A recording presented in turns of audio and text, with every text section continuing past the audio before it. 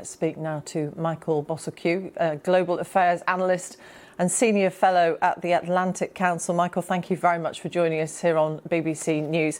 What can Ukraine realistically hope for from these talks? I mean, is there any scope for them to have any red lines these days?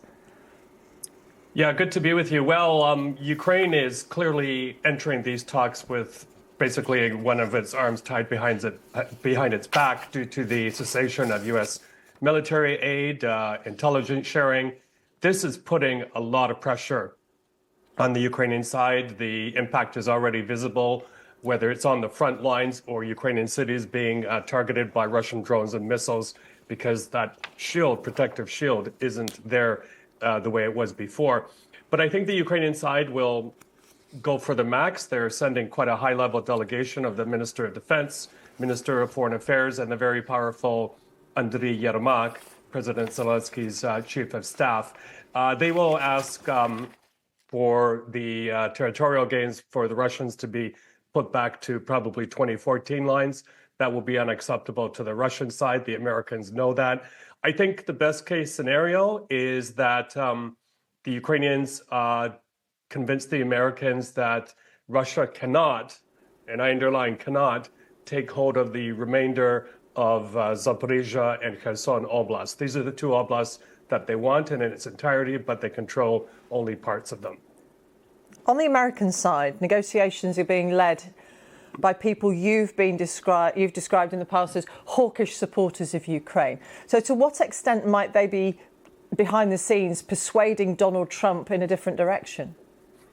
Yeah, sure. Well, I mean, they're sending out very positive signals that, the Ukrainians need not worry too much, that this will be handled responsibly. But look, at the end of the day, we are in this bizarre era of what I'm calling a whiplash Trump foreign policy. He says or does one thing one day and something else the other. Ask the Canadians with his back and forth over tariffs. It's a very confusing time. So, it's Mr. Trump has not hidden his disdain for Mr. Zelensky, for the Ukrainian nation. That became clear at that Oval Office dust up when all of these things from the past rose to the surface. So, and then, of course, also in the background is this bizarre relationship with Mr. Putin. He seems to almost worship Mr. Putin and is ready to give a lot of concessions, as we've seen happen in the past few days. What are the Saudis hoping to get out of being the host for these talks? It's very, very interesting, in fact, exciting to see the role they are playing. I think they are ticking a number of boxes. Of course, they have their Vision 2030 plan, where they hope to develop the kingdom into a more independent, economically diversified unit. I think they're recalibrating their foreign policy to be less dependent on the United States. If you read the Saudi press, I mean, they're glowing over these summits because they really feel that they're playing a key part. And the other interesting wild card here is that the Russians are supporting the Houthi rebels in Yemen, who are pretty much enemies of Saudi Arabia.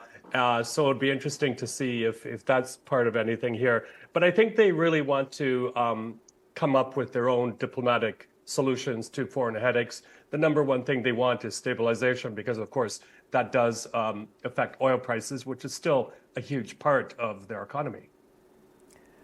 Just a thought about Europe. What sort of lifelines might Europe, in its widest sense, be able to offer Ukraine? I'm thinking particularly militarily in the future, strategic terms, and economically.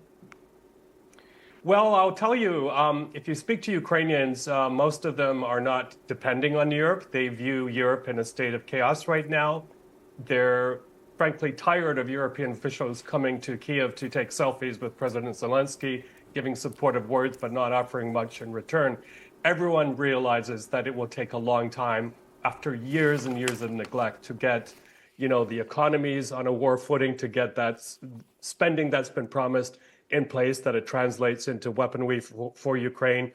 At the end of the day, President Putin realizes this, and this is why he is exploiting this void right now. At the moment, it's a scary time because when you think about it, there are no longer any solid red lines enforced by the United States to keep Mr. Putin in his place. So my big fear is that he may exploit this to the point of trying to grab more territory all the way up to Odessa or perhaps even the Moldova border.